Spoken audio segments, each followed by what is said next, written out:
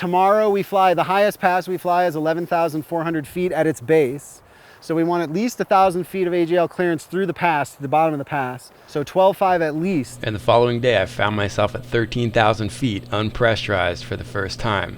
We could go through Tioga, it'd be smooth. We're not having really any bumps out here. We're at 13 right now. Okay, roger that. You guys got a timer set for 30 minutes, yeah?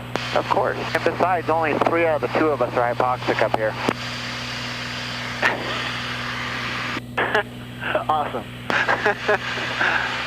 If I had to think about that for more than 15 seconds, does that make me hypoxic?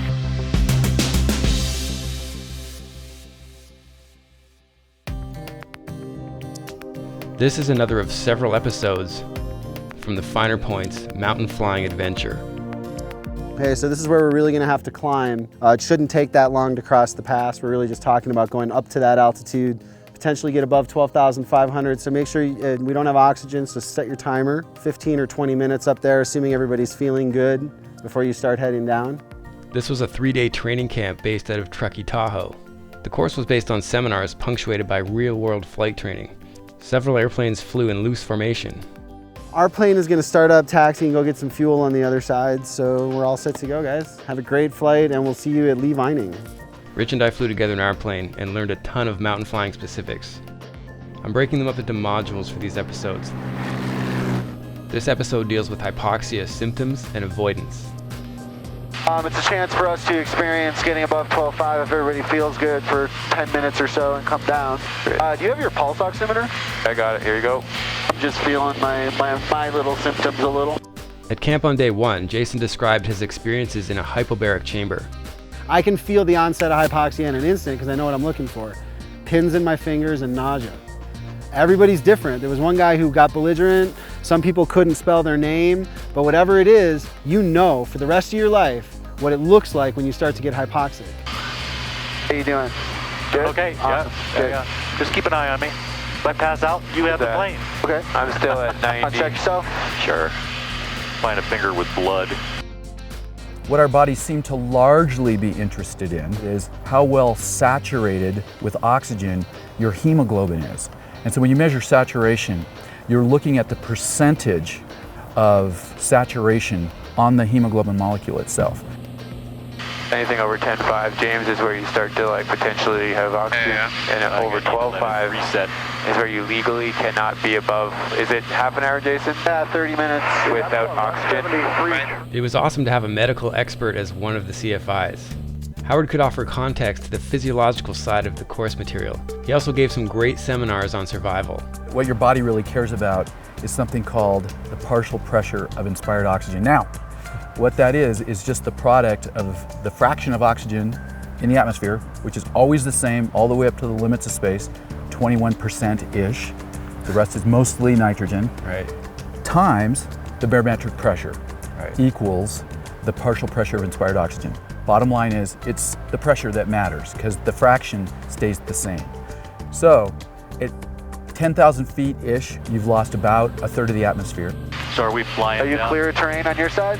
I am. There's your pass. Yeah, let's turn and go through there. 18,000 feet is a great number to remember because you've lost half the atmosphere.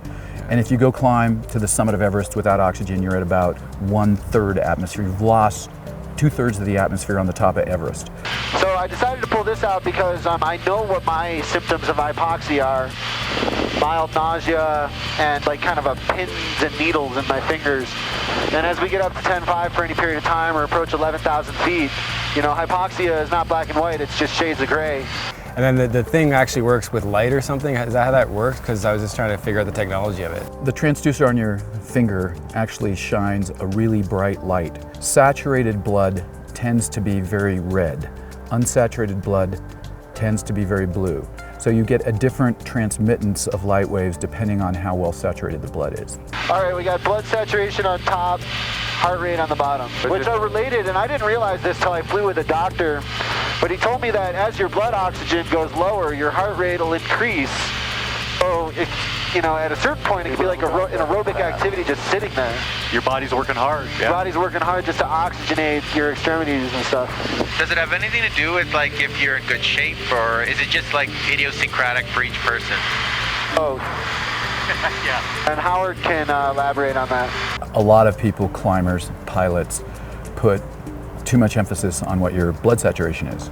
And so on an expedition, for example, people will put their finger out and say, can you check my oximetry? And I'll give them a number, but I'd rather just ask them how they're feeling and how they're doing. The reason oximeters are important though is sometimes in the flight environment, you're not really sure how you're thinking. I notice for me, everybody's different. So if anybody tells you this is what hypoxia looks like, I would just add for them. And that's why getting in a chamber is a great idea, because you can see how it affects you. So I'm at 76 pulse and 92 oxygen. What's a bad number for oxygen? Below 85, I believe. So tell me a bit about the oxygen thing and why the 86% or whatever that magic number was matters. Or it doesn't matter. Or doesn't. I think carrying an oximeter is a great idea, and it gives you a lot of information. But I'd rather just know how somebody's feeling. Some people handle different percentage saturation differently. Yeah, you're at 90. Don't get yourself sick, James, if you're low oxygen. I don't look into the camera. When I find the shot, I look around it. Okay, Honestly, good. I'm feeling okay. I'm be okay here. But I notice that when I'm flying instruments, I'll look at an instrument and I'll start thinking about it. Oh, that's what that does. And I'll start thinking, and I'll actually have to tell myself, I'm thinking about what that instrument is showing me. I'm off, I'm hypoxic. Right. So that's how I notice it. But people sometimes don't. So having an oximeter with a number in front of you, you can see when it's getting dangerously low, not a bad idea. I started your timer. Hey, Justin. Oh yeah, we hit it. I had it up. I was ready, but Good. So when did we hit 12.5? Just a moment ago. Yeah. Okay. And for now, you just keep the highest stuff off your left. gotcha. And we're gonna end up cutting back through it somewhere down there. Okay. For Tioga Pass. Hey, you're looking good. Let's cut the corner a little bit. This is where we are in relation to the course we want. Oh, we want to go. Okay, gotcha. So we're kind of going to come around and aim for that opening down there? We're going to come around, and Tioga Pass kind of cuts back to the north and right out into the Bishop Valley. That's your Tioga Pass. You see it? Yeah, it is. That is a pass. Yep, it's I beautiful. buy that as a pass. Awesome. Let's go through there. Yeah. All right, guys. We are over Tulum Meadows. We see Tioga Pass. We are going to shoot Tioga. We're 12,700. We'll let you know how it goes. Awesome landing spot on the right here. We're coming up on Tulumi Meadows. All right, well, don't hit us. We're over Tulumi Meadows, too. So we're 12.8 right now, and we're going to level off. Oh, no, you're probably about 3 miles ahead of us. Okay, I've got this beautiful meadow off my right wing with a meandering river and a couple mountain lakes. I'm thinking of a simulated forced landing. Yeah.